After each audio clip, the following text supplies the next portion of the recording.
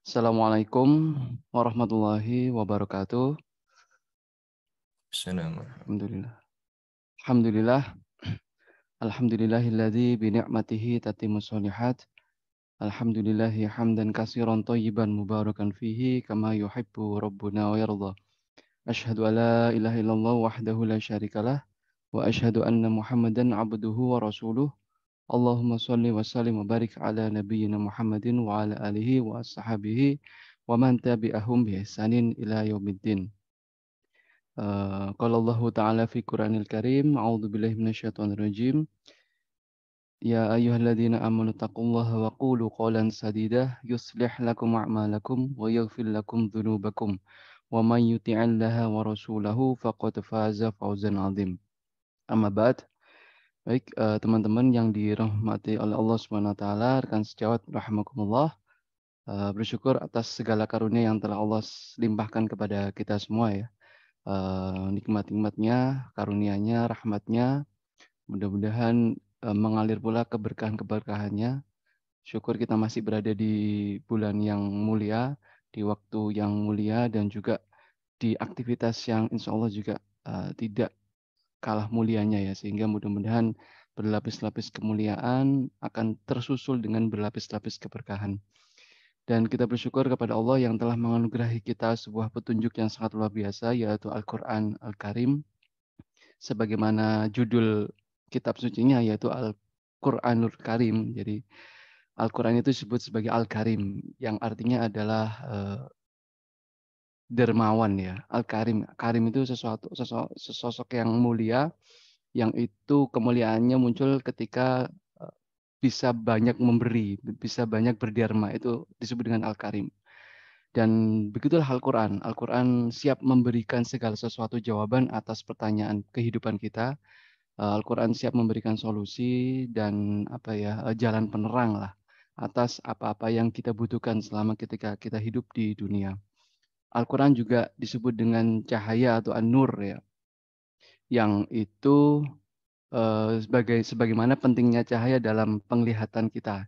Kita bisa melihat itu kan ada dua unsur besar dalam proses penglihatan itu, yaitu mata kita dan cahaya. Apabila salah satunya tercederai atau tidak ada proses penglihatan itu.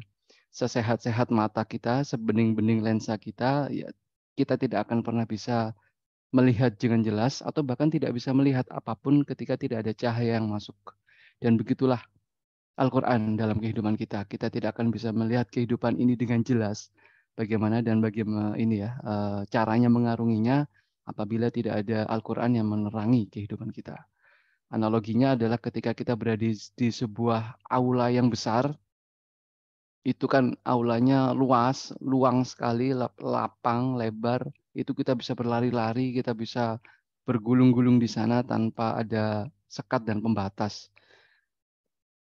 Tetapi ketika tak ada cahaya satupun yang masuk ke dalam aula itu, alias gelap ya, dan mata kita tidak bisa melihat, kita tidak akan pernah bisa berlari secara luang, sebagaimana yang pertama tadi. Meskipun aulanya itu tidak ada halangan, tetapi kita berlarinya atau berjalannya pasti akan seakan-akan terus akan meraba-raba gitu. Padahal aulanya kelas, ruangannya besar. Tetapi jalan kita pun tidak seluas atau seluang jalan ketika aula itu tercerahi oleh cahaya. Dan pada pagi hari ini mudah-mudahan kita berikhtiar kepada Allah untuk merengkuh cahaya itu yang sebenarnya sudah ada, sudah utuh, sudah lengkap, dan mudah-mudahan Allah bukakan hati kita, pikiran kita, jiwa kita agar bisa menerima hidayah dari Allah Subhanahu wa taala. Yang akan kita bahas baik teman-teman rahimakumullah, yakni terkait tentang salah satu kisah terbaik juga ya di dalam Al-Qur'an, yaitu kisah keluarga Imran sebenarnya yang nanti akan melahirkan sosok yang sangat istimewa, keistimewaannya melebihi keistimewaan siapapun ya yang pernah hadir di muka bumi, dan sampai akhir zaman tidak ada sosok yang bisa menyetarai keistimewaan orang ini ya, yaitu Maryam. Dan karena kita merujuknya itu berdasarkan Al-Qur'an, menarik ketika kita mengetahui dan melihat bagaimana nama-nama yang ada di dalam Al-Qur'an. Karena tidak semua nama manusia itu tersebut di dalam Al-Quran. Jika ada orang baik, maka kebaikan yang ada itu di dalam Al-Quran itu, yang dicantumkan namanya di dalam Al-Quran, itu ditiru sepanjang zaman. Begitu begitu sebaliknya. Jikalau ada orang buruk yang itu dicantumkan di dalam Al-Quran, subhanallah, itu orang dicegah atau dihindari keburukannya, dijadikan contoh yang buruk ya, hingga akhir zaman. Tapi banyak juga ya ada kisah-kisah yang di dalam Al-Quran yang tidak disebutkan namanya. Banyak sekali. Dan ketika Allah mengkhususkan nama-nama orang atau manusia itu tertulis di dalam Al-Quran, berarti itu sosoknya luar biasa. Atau kalau itu orang baik, orang mulia, sudah pasti itu sangat istimewa. Di antara nama-nama orang baik yang tercantum di dalam Al-Quran itu, hampir semuanya laki-laki. Hampir semuanya laki-laki, kecuali satu, Maryam binti Imran. Bahkan Allah jadikan sosok Maryam ini namanya dijadikan nama surat atau judul surat. Ini benar-benar kelewat batas gitu ya. Istimewanya itu benar-benar luar biasa, Maryam. Dan Rasulullah sendiri yang juga memberikan keterangan itu ya, bahwa eh, dari di dalam salah satu keterangan hadisnya diriwayatkan dari Imam Al-Hakim, beliau mengatakan Sayyidatu Nisa'i Ahlil Jannah Arba. Jadi penghulu wanita-wanita di surga itu hanya ada 4. Siapa saja? Yang pertama adalah Maryam binti Imran, kemudian Fatimah binti Rasulullah SAW, dan yang ketiga adalah Khadijah binti Khuwailid radhiyallahu anha, dan terakhir adalah Asiyah. Asiyah Imratul Imran ya, istrinya Imran. Ini 4 kedudukan yang istimewa ya, artinya ya top of the topnya teladan seorang wanita. Beliau-beliau ini 4. Di keterangan yang lain di riwayat Bukhari, Rasulullah pernah menyampaikan eh, kamala minar rijali kasir. Lelaki yang sempurna itu banyak, banyak banget. Nabi, Rasul semuanya laki-laki dan itu menduduki posisi yang sempurna. Dan walam yakmul minan nisa illa Maryamatu binti Imran, masya Allah. Dan tidak ada ya wanita yang sempurna. Jadi ini luar biasa ini berarti. Posisinya sudah jelas, clear ini. Tidak ada yang sempurna wanita kecuali Maryam. Maryam binti Imran dan Asiyah binti Fir'aun. Luar biasa. Jadi Maryam menduduki posisi yang sangat mulia. Tentu saja nanti di surga beliau akan mendapatkan posisi yang paling puncak. Nah, oleh karenanya kita akan banyak penasaran mengapa Maryam ini dijadikan Allah sebagai sosok pilihan. Sosok pilihan. Dari mana beliau, apa ikhtiar dari orang tua beliau. Coba kita tadaburi dari surat yang akan kita selami pagi hari ini gitu ya. Yaitu di surat, oh mohon maaf, satu lagi saya lupa menyampaikan. Di surat At-Tahrim. Oke. Di surat At-Tahrim ini menjelaskan kedudukan Maryam juga ini luar biasa. Wa Maryam binti Imrana allati ahsanat farjaha, dan Maryam binti Imran itu adalah sosok wanita yang memelihara kehormatannya, atau kalau ahsanat farjaha itu menutupi kehormatannya ya, keanggunannya, kemaluannya itu tertutupi dengan luar biasa mulianya. Fanafakhna fihi min ruhina wasaddaqat bi kalimatihi rabbiha wa kutubihi wa kanat minal qanitin. Ini luar biasa. Ada 2 frase yang coba kita selami ya. Sedikit lah. Yang pertama adalah ahsanat farjaha. Kalau di terjemahan yaitu memelihara kehormatan atau menutup. Ahsanat itu diterjemahkan sebagai menutup kemaluannya. Tetapi kalau kita mau merujuk akar kata dari kata ahson ini ya. Ahson itu artinya sebenarnya membentengi. Ahsonnya itu membentengi.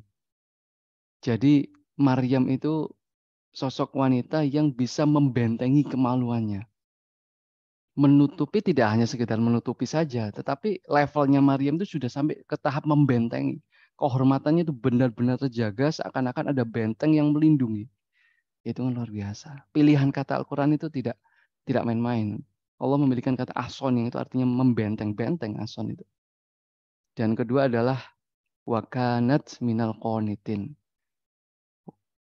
Al-Quran itu mukjizat pilihan katanya pun juga mukjizat, dan kadang-kadang keluar dari lewat di luar kaidah bahasa Arab. Kalau menurut kaidah bahasa Arab, ini kalimatnya salah. Wa kanat minal qonitin. Karena apa? Karena yang menjadi subjek itu Maryam, yang itu muannas ya, perempuan. Tetapi di sini keterangannya al-qonitin. Seharusnya yang benar kalau menurut kaidah grammar ini ya, bahasa Arab, wa kanat minal qonitats, menjadi jamak muannas ya. Jamak muannas salim. Wa kanat minal qonitats. Tetapi di sini Allah pilihkan jamak mudzakkar salim. Bukan qonitats tapi qonitin. Yang salah bukan Qur'annya ya, yang salah ya nggak ada yang salah sih sebenarnya. Tapi di sini Allah mencoba untuk memberikan keterangan bahwa di sini ya, artinya yang qonitat itu adalah orang yang taat ya, wanita yang taat. Kalau qonitin itu laki-laki yang taat. Sampai Allah mensejajarkan ketaatan Maryam itu menyaingi atau bahkan melebihi ketaatan orang laki-laki.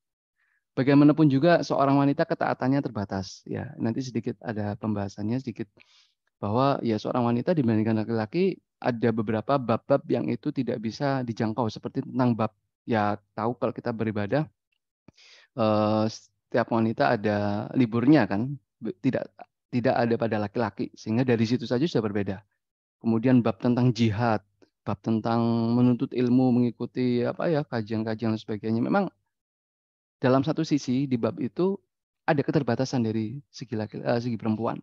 Tetapi di sini Maryam Allah sebutkan dengan pilihan kata qonitin, meskipun ada keterbatasan seorang wanita di diri Maryam, itu tidak menutup kemuliaannya untuk disandingkan ketaatannya itu dengan laki-laki. Wa kanat minal qonitin. Ini luar biasa pilihan katanya. Itu sebagai isyarat dari Allah SWT bahwa Maryam ini, yaitu kalau saya bilangnya sih ini wanita kelewat batas kemuliaannya. Itu luar biasa, Masya Allah. Nah, sehingga kita akan bertanya, bagaimana sih bisa menghadirkan sosok Maryam ini dalam ya sederhananya kehidupan keluarga kita lah. Jadi tema kita sekarang ya berbau-bau parenting ya. Mudah-mudahan bisa menambah sakofah kita, terutama saya juga, sehingga bisa menjadikan keteladanan tersendiri lah insya Allah. Kalau yang pertama kemarin kita membahas Nabi Yusuf, sosok mulia, babnya ya bab tentang kehidupan ya secara umum. Yang terakhir kemarin sebelum ini ada bab Zulkarnain, kita bahas tentang kepemimpinan. Nah, kita sekarang temanya tentang keluarga. Dan salah satu surat yang itu namanya bertema tentang keluarga adalah surat Ali Imran. Ini juga menarik. Dari 114 surat yang ada di dalam Al-Quran, tidak akan kita jumpai surat yang namanya berjudul keluarga, kecuali Ali Imran.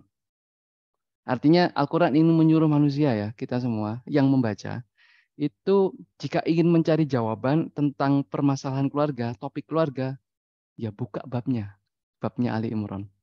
Buka bab yang ada babnya keluarga. Mana sih? Oh ternyata cuma satu, ya ini Ali Imran. Ini sentilan halus lah bahasanya ya, kepada kita manusia yang beriman ini ya. Terkait ilmu apapun, kita sudah banyak belajar kayak kemana-mana lah, ke berbagai pakar, ke berbagai literatur. Tapi kadangkala kita lupa belajar untuk membuka Al-Quran yang itu langsung dari Allah dan dijelaskan oleh Rasulullah. Tentang keluarga, Allah sudah kasih jaminan bahwa di dalam Quran ada tema tentang keluarga, yaitu Ali Imran. Bahkan Rasulullah pun juga sudah kasih jaminan. Khairukum li ahli, kata Rasulullah ya, wa ana khairukum li ahli. Sebaik-baik kalian semua ini ya, adalah yang paling baik terhadap keluarganya. Dan aku, ya ini Rasulullah ya, itu adalah yang terbaik terhadap keluargaku. Ini sudah jaminan sehebat ini, seharusnya kita belajar. Yang paling utama dan pertama kita belajar kepada Al-Quran dan Rasulullah. Jangan belajar ke yang lain dulu, bukan berarti belajar ke yang lain nggak boleh, tetap boleh. Itu juga bagian dari khasanah ilmu kita. Tetapi yang primer kita jangan sampai melupakan. Padahal Rasulullah pun mendidik keluarganya dengan Al-Quran kan ya. Dan di Al-Quran surat yang judulnya ini ya, judulnya keluarga ya Ali Imran. Cuma satu ini aja, nggak ada yang lain. Nah, kita coba buka lembaran-lembaran ini, mudah-mudahan Allah berikan hikmah lah dan taufiknya kepada kita. Oke, bismillahirrahmanirrahim. Kita buka di ayat yang pertama, di ayat 33. Inna Allah astafa Adam wa Nuhan wa ala Ibrahim wa ala Imran alal alamin. Sesungguhnya Allah telah memilih Adam, Nuh, keluarga Ibrahim, dan keluarga Imran melebihi segala umat. Alamin, seluruh alam itu yang terbaik adalah 4 sosok ini. Innallahal Mustafa. Innallahal Mustafa. Mustafa ini istofa ya. Istofa ini artinya Allah memilih. Memilih, Allah yang memilih. Dari seluruh makhluknya yang banyak ini yang dipilih cuma ini aja, 4. Dan kita mencoba belajar dari yang terakhir. Istofa ini akar katanya dari kata sofa. Sofa itu artinya suci atau bersih. Jadi istofa itu ya sofa kemasukan huruf to dari yang suci-suci itu sederhananya ya. Dari yang suci yang bersih itu diambil. Dari yang suci yang bersih itu ya, kemudian diambil seret satu. Muncul 4 nama.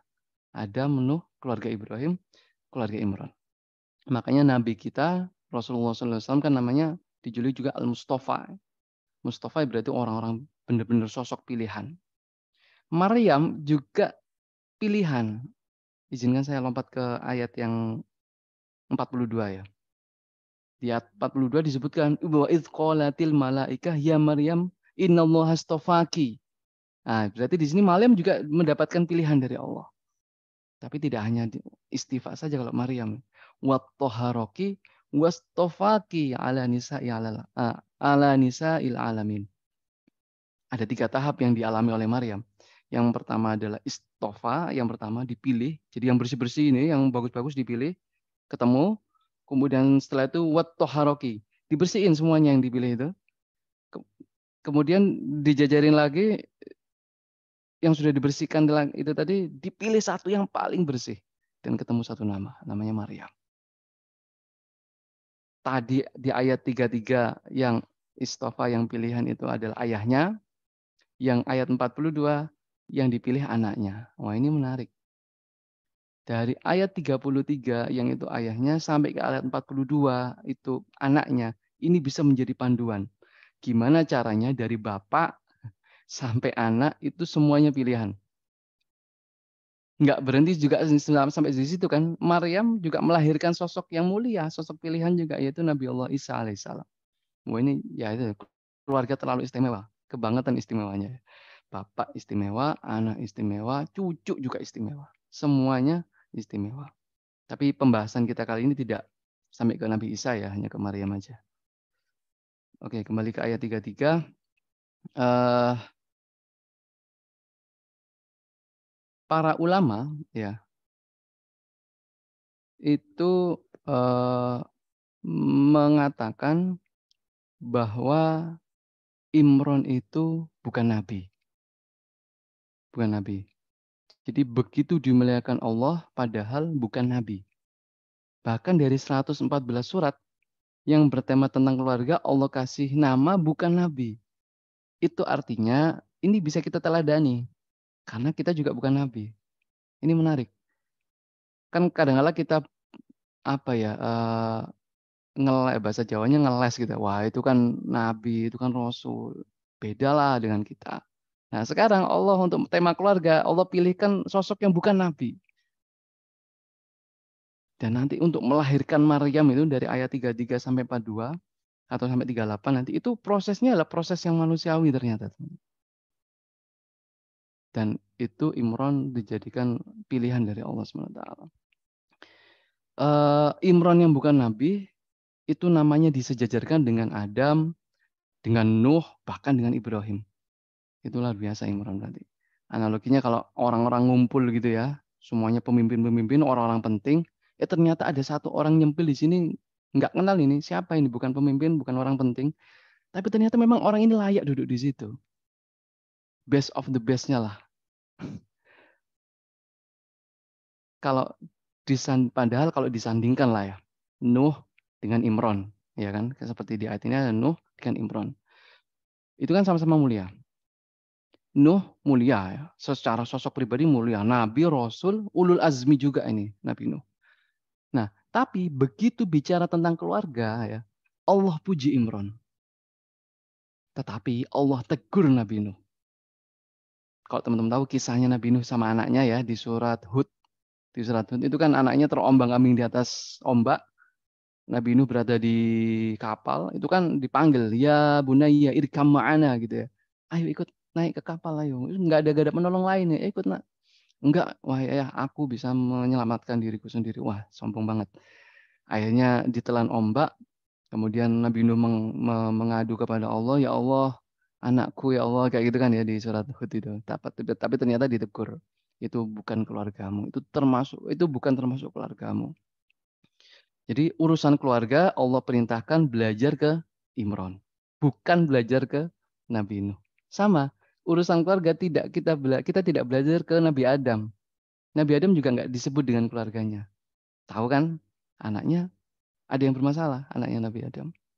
Meskipun tidak mencederai kemuliaan Nabi Adam, tetapi kalau mau membicara tentang topik keluarga, ya selayaknya paling utama kita belajar dulu ke keluarga Ibrahim. Oh ini keluarga dahsyat ini kalau Ibrahim. Yang kedua ya berarti selanjutnya adalah keluarga Imran. Oke, karena Imran ini bukan nabi, bukan rasul, disejajarkan dengan orang yang mulia, bukan nabi, maksudnya disejajarkan dengan nabi dan rasul. Kira-kira apa yang membuat Imran ini mulia? Ya, keluarganya ya, keluarganya. Bab tentang keluarga yang membuat Imran ini mulia. Ini pelajaran mahal juga buat kita bahwa mengurusi keluarga itu Allah akan menaikkan derajat kita, derajat kemuliaan kita yang itu manusia biasa-biasa saja. Itu derajat kita ditinggikan kalau keluarga kita istimewa ya. Dan bahkan bisa menyetarai dengan kualitas para nabi. Jadi tidak ada alasan kita ya untuk tidak peduli dengan keluarga kita. Karena dengan ini kesempatan kita untuk bisa disejajarkan dengan para nabi dan rasul di surga kelak. Jadi nggak hanya selesai di memperbaiki diri kita sendiri, ada pasangan kita yang menanti untuk juga kita perbaiki, sama-sama soleh. Kemudian juga anak-anak juga, anak cucu kita juga menanti bagaimana kita perbaiki juga bersama-sama. Dan kesolehan itu harus turun-temurun. Oke, di ayat 34. Dzurriatan ba'duha min ba'd. Keturunan adalah sebagian dari keturunan yang lain. Wallahu samiun alim. Jadi ya ini isyarat dari Allah bahwa kebaikan itu harus diteruskan, dilanjutkan. Ini sebuah apa ya sunatullah kebaikan ya. Kalau turun temurun soleh, insya Allah akan menjadi kemuliaan juga buat keluarga kita. Kemudian di ayat 35, idz qalat imra'atu imrana rabbi inni nazartu laka ma fi batni muharraran fataqabbal minni innaka antas samiul alim. Eh ini ayat 35, ini sudah mulai berbicara tentang kisahnya ya. Ketika istrinya Imron itu berdoa, "Ya Allah, ya Tuhanku, sesungguhnya aku mengajukan nazar kepadamu apa? Anak yang di dalam kandunganku." Berarti ini konteksnya Imron apa namanya? Istrinya Imron itu sedang hamil. Anak yang dalam kandunganku menjadi muharrar. Muharrar itu orang yang berkhidmat ya, mendedikasikan seluruh jiwa raganya ke sesuatu, dalam hal ini ada ke Baitul Maqdis. Jadi harapannya ibundanya Maryam atau ini ya, istrinya Imron ini ya, itu anaknya yang lahir itu menjadi khidmat ya, menjadi orang yang berkhidmat di Baitul Maqdis. Kalau bahasa sederhana kita ya kayak marbot gitulah ya. Mendedikasikan melayani jamaah dan kemudian seterusnya menuntut ilmu secara full gitu ya. Kemudian ya berkhidmat gitulah. Karena itu ya Allah, eh fataqabbal minni, terimalah nazarku ini, innaka antas samiul alim. Semoga sesungguhnya engkau lah yang mendengar lagi maha mengetahui. Nah, teman-teman yang dirahmati Allah Subhanahu wa taala, para ulama di kitab-kitab tafsirnya mengatakan bahwa Maryam ini terlahir yatim. Itu artinya Imron itu sudah wafat sebelum kelahiran dari Maryam. Di kitab tafsir tersebut seperti itu. Sehingga yang mendidik Maryam ini adalah murni ibunya aja. Ibundanya Maryam. Nah, dari ayat 33 tadi sampai kisah ini berakhir, kita nggak tahu namanya istrinya Imron itu siapa. Yang disebut Imron lagi gitu ya, istrinya Imron lagi, istrinya Imron gitu. Yang disebut Imronnya, nama istrinya nggak disebut. Allah hanya mengangkat nama Imronnya aja. Kenapa kira-kira? Padahal ini istri hebat ini luar biasa. Kalau di kitab tafsir disebutkan namanya Hana ya. Istrinya Imron ini namanya Hana. Wanita soleha ini ya. Ternyata wanita hebat, wanita soleha ini adalah hasil karya dari Imron. Itulah kenapa Imron layak disebut-sebut namanya. Ini PR buat kita ya. PR bahwa qawamah seorang laki-laki itu sungguh sangat penting posisinya. Qawamah tidak hanya sebagai unggul kekuatan fisik, pencari nafkah saja enggak, tetapi bab tentang kesolehan, bab tentang ilmu, selayaknya dan idealnya sih suami harus lebih dan siap untuk mengajari, mendidik dan membersamai keluarganya, dalam hal ini konteksnya adalah pasangannya, agar pasangannya sama solehnya dengan sang suami. Seperti Imron ini. Imron sudah meninggal. Mau dicari kemana sudah meninggal Imron. Tetapi yang disebut Imron, Imron. Karena apa? Karena istrinya Imron, Hana, itu benar-benar sudah terdidik atau mungkin terkondisikan kesalehannya. Oke. Istrinya Imron bernazar tadi ya. Di sini ada doa, ada harapan, ada kalimat baik gitu ya. Bernazar kalau anaknya nanti kalau lahir bisa jadi berkhidmat kepada Baitul Maqdis. Maka terimalah ya Allah nazarku ini. Lanjut ke ayat 36. Falamma wada'atha qalat rabbi inni wada'tuha unsa. Wallahu a'lamu bima wada'at walaizat zakaru kal unsa. Walaizat zakaru kal unsa. Ternyata ketika lahir Hana laporan. Hana mengadu kepada Allah. Ya Allah, yang kulahirkan perempuan. Inna wada'tuha unsa. Yang kulahirkan ternyata perempuan. Kenapa kalimatnya ini? Kenapa kok Hana, istrinya Imran itu mengeluarkan kalimat ini? Karena berkaitan dengan nazar. Yang menjadi muharrar, hamba yang berkhidmat di Baitul Maqdis, itu umumnya laki-laki. Jadi Hana ini sebenarnya menginginkan anak laki-laki. Yang lahir itu laki-laki. Tapi ketika yang lahir perempuan, makanya dia mengadu kepada Allah. Ya Allah, kok bahasa kita ya, kok perempuan, nggak kayak gitulah. Ternyata yang lahir perempuan. Wah, itu juga sekaligus memberikan apa ya, yang mengadu kepada Allah. Wah, berarti akan ada kesalahan dalam nazarku. Aku nggak bisa memenuhi nazarku. Karena yang jadi muharrar, yang menjadi hamba berkhidmat itu laki-laki seharusnya. Tapi ini perempuan. Tapi ternyata Allah punya rencana lain. Allah punya rencana lain. Ternyata Allah nanti akan menghadirkan wanita paling sempurna di muka bumi ini. Dan di sini tugas manusia hanya berdoa dan berusaha lah ya. Jikalau upaya manusia itu sudah sebaik-baiknya, juga sudah berdoa secara seikhlas-ikhlasnya ya. Kemudian ternyata Allah beri, atau bahkan tidak sesuai dengan keinginan kita ya, maka itu yang terbaik. Karena kita tidak pernah tahu apa yang terjadi setelah hari ini dengan kata tahu. Makanya kita harus berhusnudzon gitu kepada Allah.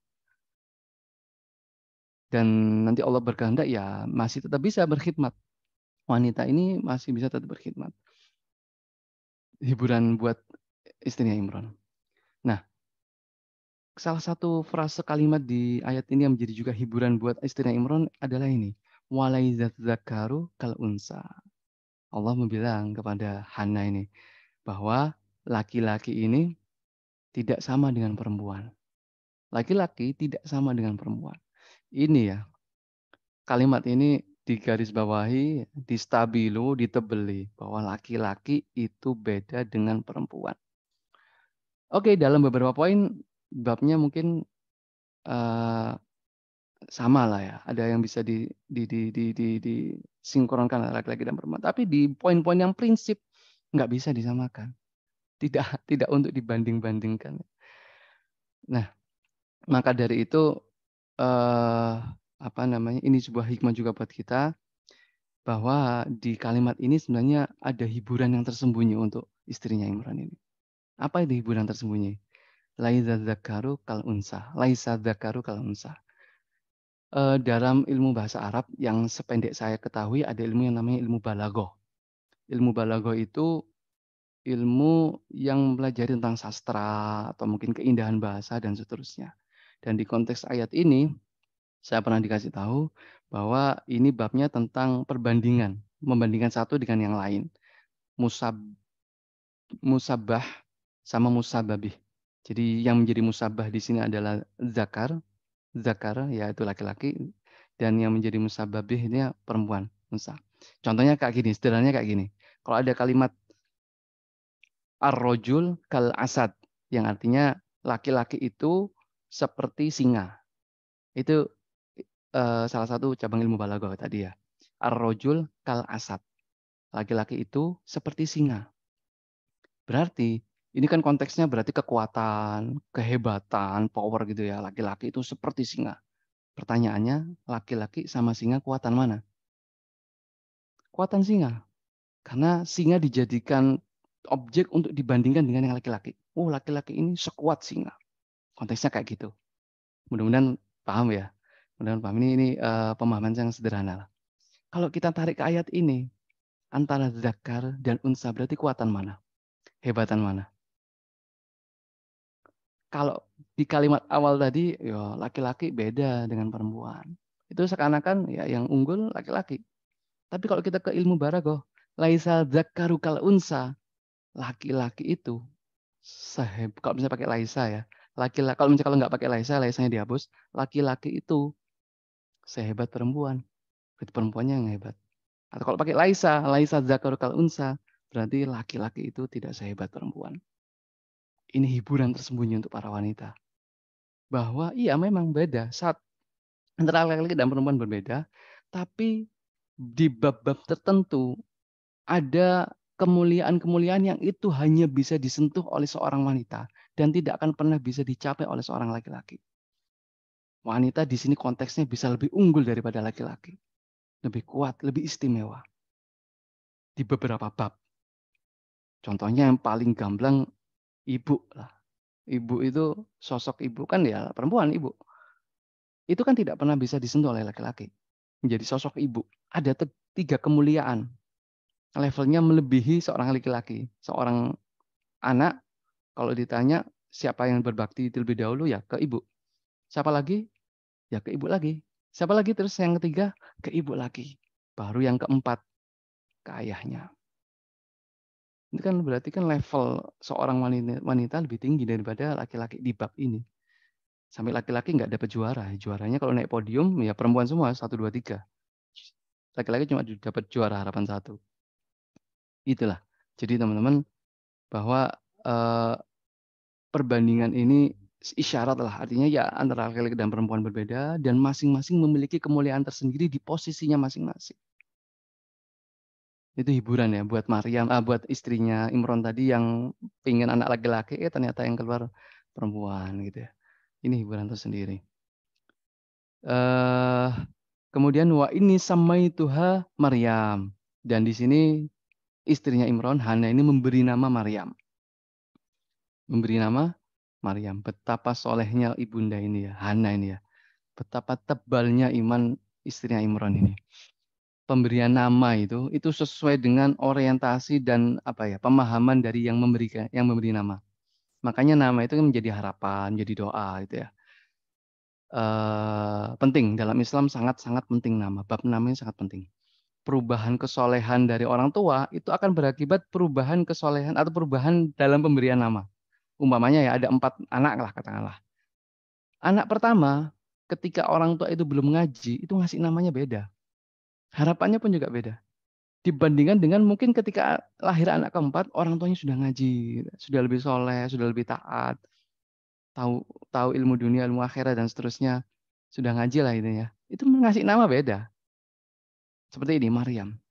Apa sih artinya Maryam itu? Maryam itu bukan bahasa Arab. Ini bahasa kaum Bani Israel ya, bahasa Ibrani yang artinya Maryam itu adalah abidah atau orang sosok yang ahli ibadah kepada Allah. Luar biasa. Ada harapan yang sangat lebih di sosok Hana ini ya. Bahwa anaknya nanti kelak menjadi sosok orang yang sangat-sangat taat beribadah kepada Allah SWT. Sekali lagi dalam Islam pemberian nama itu penting, sangat penting. Dalam sejarah ya Rasulullah SAW itu berkali-kali ganti nama. Namanya sahabat itu banyak yang diganti sama Rasulullah karena kacau-kacau arti namanya. Saking pentingnya nama gitu ya. Nama bahkan itu bisa menjadi pertimbangan dalam memberikan pekerjaan atau kebijakannya Rasulullah. Kalau hari ini kan kita nggak mempertimbangkan ya. Nama misalnya mau merekrut karyawan, merekrut tim gitu ya. Ini namanya siapa ini? Oh, kalau namanya baik, oke nggak apa-apa. Kalau namanya buruk, ntar dulu aja. Nggak kan kelihatannya kalau kita. Biasanya kalau CV itu kita nggak ngelihat nama, tapi langsung ngelihat kemampuannya, kapasitasnya. Tapi kalau dalam Islam, nama dipentingin ini. Contohnya, Rasulullah pernah dalam sebuah perjalanan, Rasulullah itu meminta tolong para sahabat-sahabatnya sedang ngumpul itu untuk memerah susu kambing atau unta, saya lupa. Unta kalau nggak salah ya. Bertanya, adakah kalian di sini yang bisa memerah susu unta? Ada sahabat yang ngajung, saya Rasulullah. Gitu. Oke, tampaknya Rasulullah nggak tahu sahabat ini ya, belum pernah berjumpa sebelumnya. Siapa namamu? Namaku Murrah.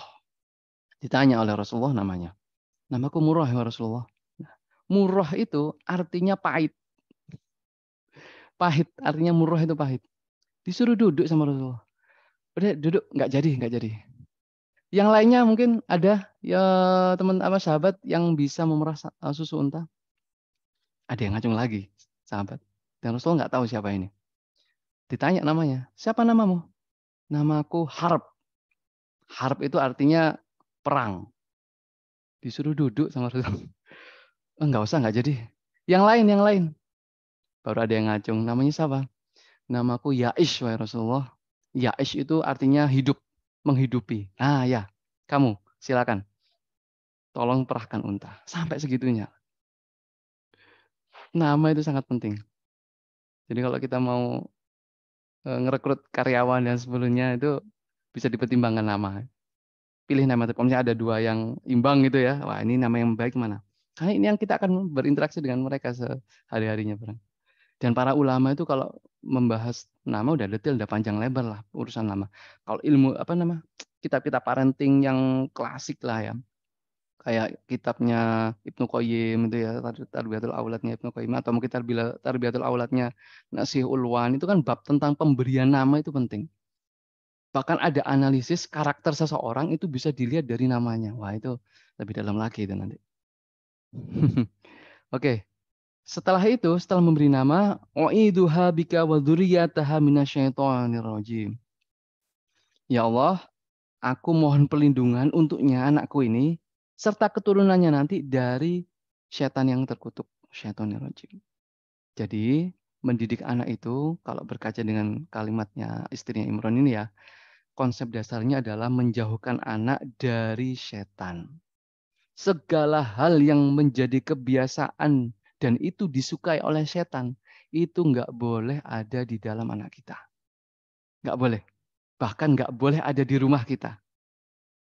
Jadi konsep mendidik itu nggak hanya membuat cerdas, pintar. Oke, itu bagian dari variabel lah, tolak ukur. Tetapi yang paling prinsip adalah kebiasaan setan, yang disukai setan, temannya setan, itu kan ada jelas detail. Itu nggak boleh ada. Berkali-kali di Quran disebutkan inna syaitona dzulmun azim atau mungkin apa namanya musuh yang nyata gitu ya, musuh yang nyata. Aduwwum mubin. Inna syaitan aduwwum mubin dan seterusnya kan banyak di Al-Qur'an. Ini musuh yang nyata setan itu jangan pernah ya namanya musuh ya nggak bolehlah berteman. Contoh bab tentang pakai sandal ya. Pakai sandal yang sebelah, pakai sandal sebelah kan nggak boleh. Pakai sandal sebelah nggak boleh. Itu kebiasaannya setan. Itu kalau misalnya anak kita pakai sandal sebelah ya kita nasihatin. Jangan sampai itu menjadi kebiasaan. Makan tangan kiri gitu ya. Itu juga. Masya Allah ya. Karena itu semuanya ada hubungannya dengan setan. Bahkan syariat Rasulullah ketika cucunya lahir, Hasan atau Husain lahir itu kan didoakan secara khusus. Ini saya lupa doanya bagus, Masya Allah. Saya maunya menampilkan, mungkin teman-teman bisa browsing aja nanti. Doanya Rasulullah ketika Hasan atau Husain itu lahir. U'iduka bikalimatillahi tammati min kulli syaitani wa hamah wa min kulli ainil lamah. Itu bagus doanya. Jadi kita minta perlindungan dari godaan-godaan setan, dari binatang-binatang yang kecil, yang nggak kelihatan. Ini kan binatang yang berbahaya kan ya menjadi masalah untuk tumbuh kembang anak kita kan ya. Entah itu nanti muncul penyakit dan seterusnya. Yang ketiga adalah dari penyakit ain. U'iduka bikalimatillah atau u'iduki bikalimatillah hitamati min kulli syaitani wa hamma wa min kulli ainil lam. Kita minta 3 perlindungan atas anak kita. Itu bagus doanya. Oke, lanjut di ayat 37. Fataqabbalaha rabbuha biqabulin hasanin. Maka Allah Tuhan menerimanya dengan penerimaan yang baik. Dan Allah menumbuhkan dengan pertumbuhan yang baik. Wa ambataha nabatan hasanan. Nah, di sini yang bekerja siapa? Allah kan ya. Allah menerima, kemudian Allah tumbuhkan. Padahal ini kan anaknya Hana. Maryam ini anaknya Hana.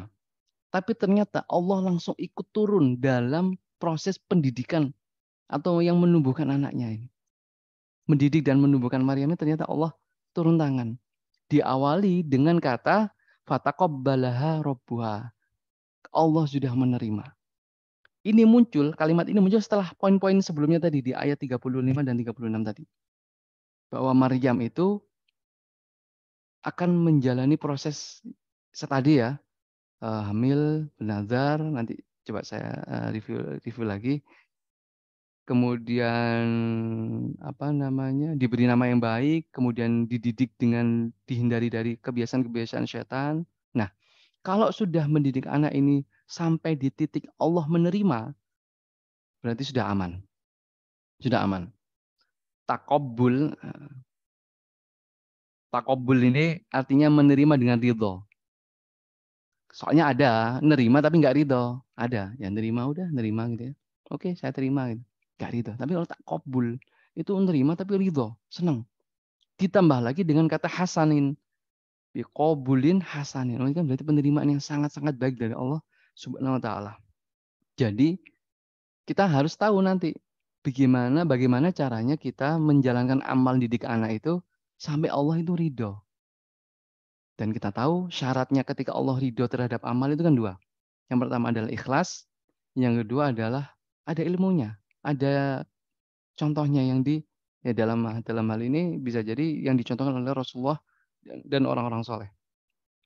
Makanya kita harus tahu amal-amal yang diridhoi oleh Allah ini pentingnya kita ngaji gitu. Kita tahu amal kita ini sudah diridhoi belum sih? Oh ternyata bab ikhlas aja masih belum. Belum lagi juga nanti tuntunan yang disyariatkan oleh Rasulullah SAW.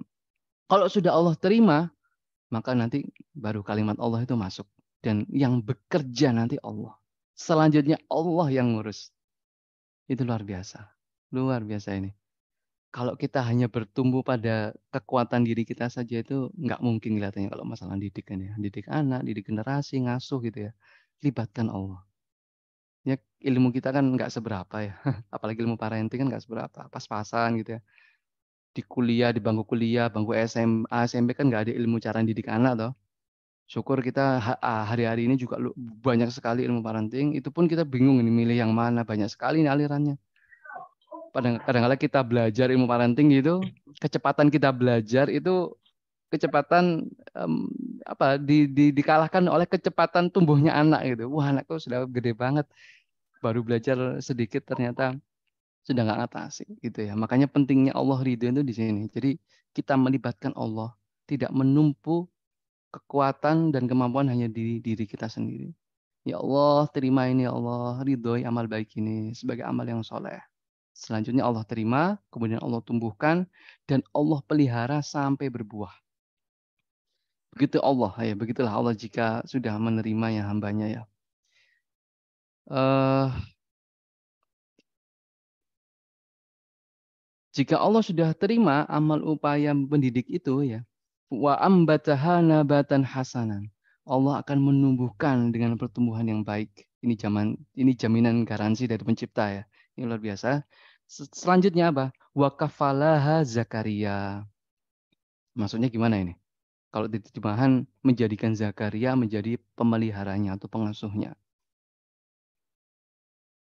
Ini seperti yang diketahui tadi, Maryam itu terlahir yatim. Ayahnya sudah wafat. Yang namanya pengasuhan itu harus lengkap.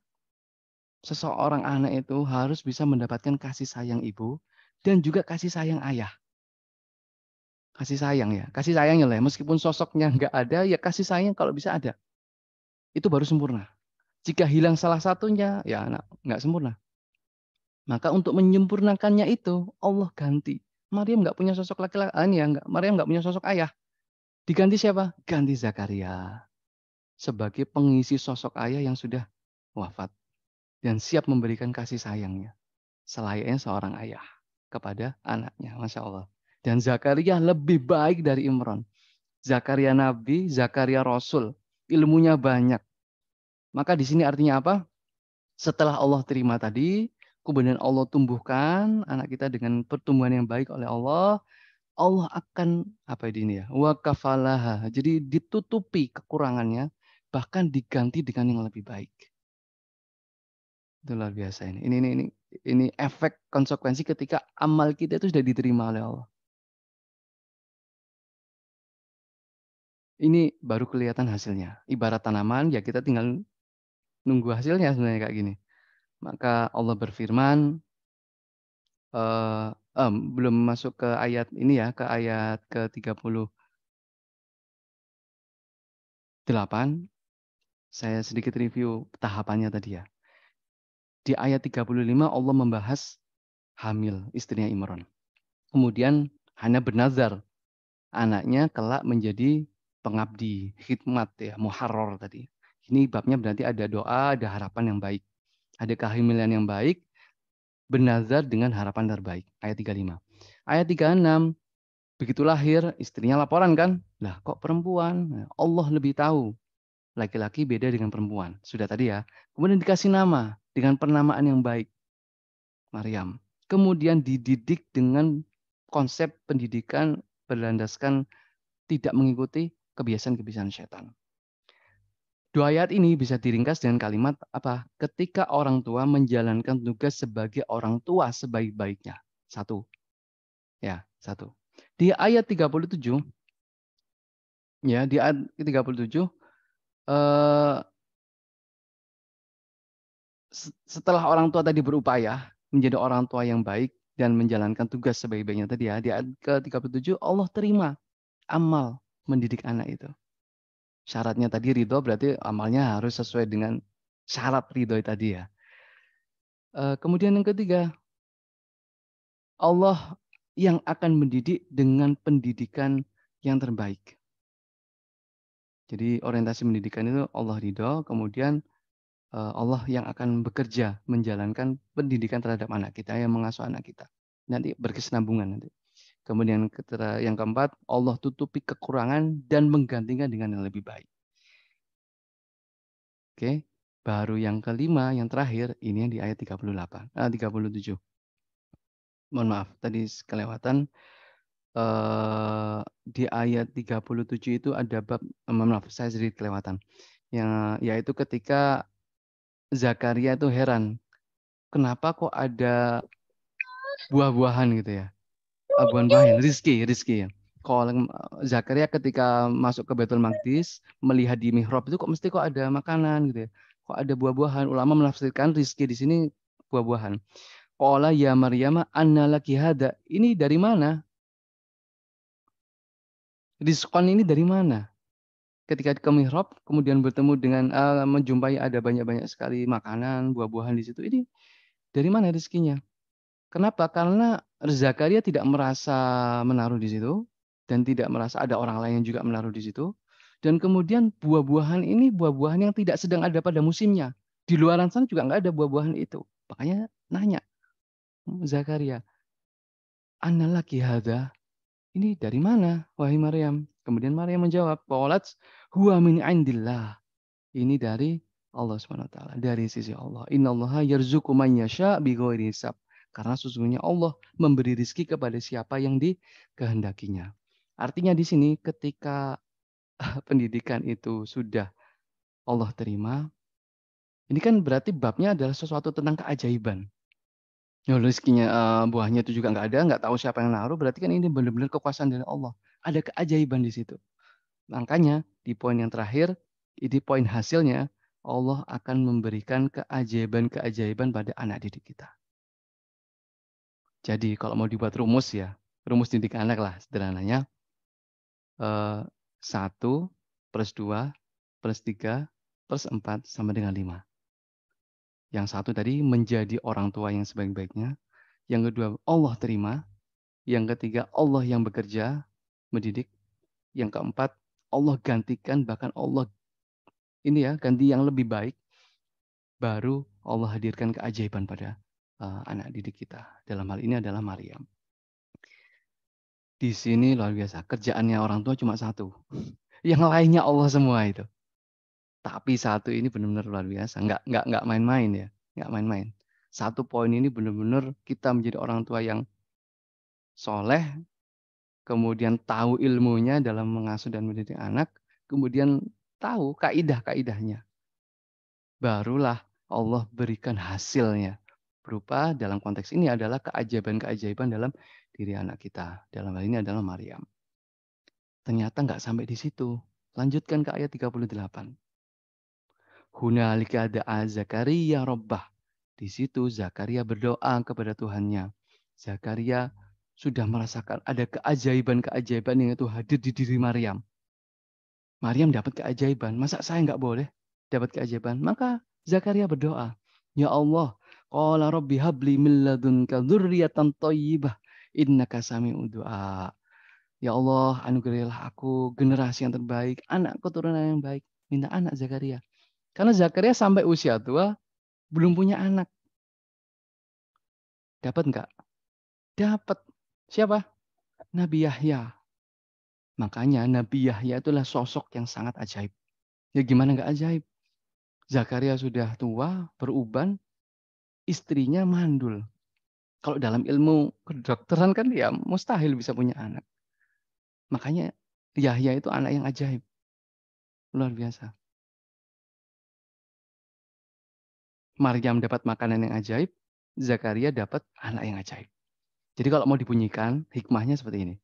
Setelah keajaiban itu ada pada diri anak didik kita, selanjutnya ada keajaiban pada pendidiknya.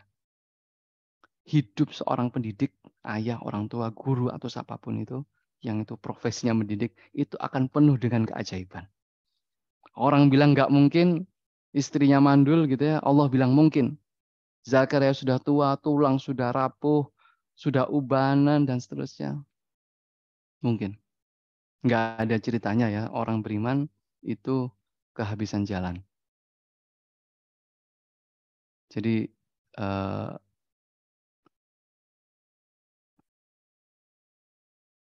kita punya Allah yang itu menciptakan sebab. Kalau Allah berkehendak, sebab itu Allah hilangkan dan Allah beri tanpa sebab. Jadi kita punya Allah ya yang menciptakan sebab. Tapi kalau Allah berkehendak, sebab itu bisa Allah hilangkan dan Allah beri tanpa sebab. Allahul Musta'an. Jadi hikmah yang luar biasa ketika kita memiliki Tuhan yang maha kuasa, maha hebat, luar biasa, Allahu Akbar. Kita minta kepada Allah, minta yang serius. Minta yang serius. Apalagi kita berada di bulan yang luar biasa, di bulan Ramadan.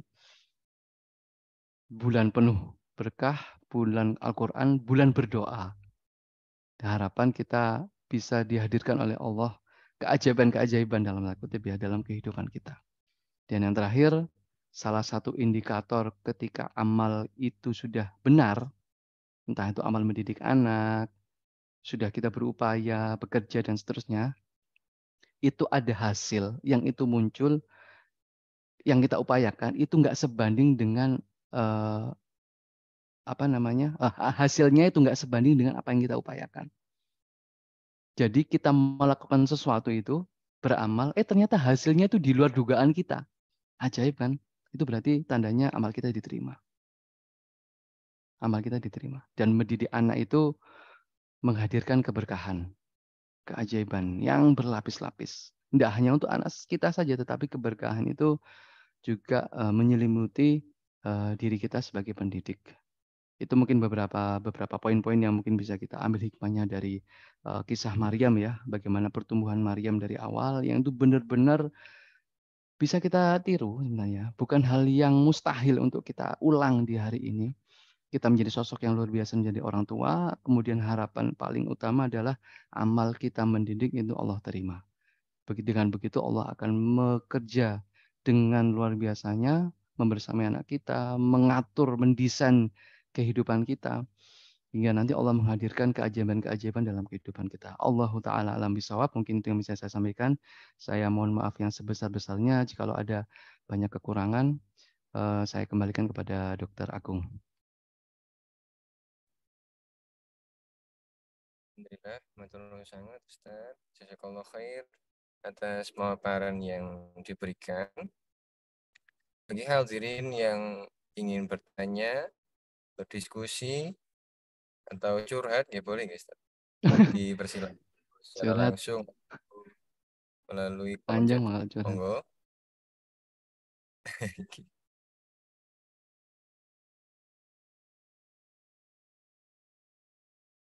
Insya Allah memang satu hal yang termasuk prioritas ya, bagi umat Islam, terutama sebagai laki-laki ya, kita adalah bagaimana uh, berusaha semaksimal mungkin agar keluarga kita dapat diridhoi oleh Allah Subhanahu wa taala dan dijauhkan dari syaitan yang terkutuk. Hmm.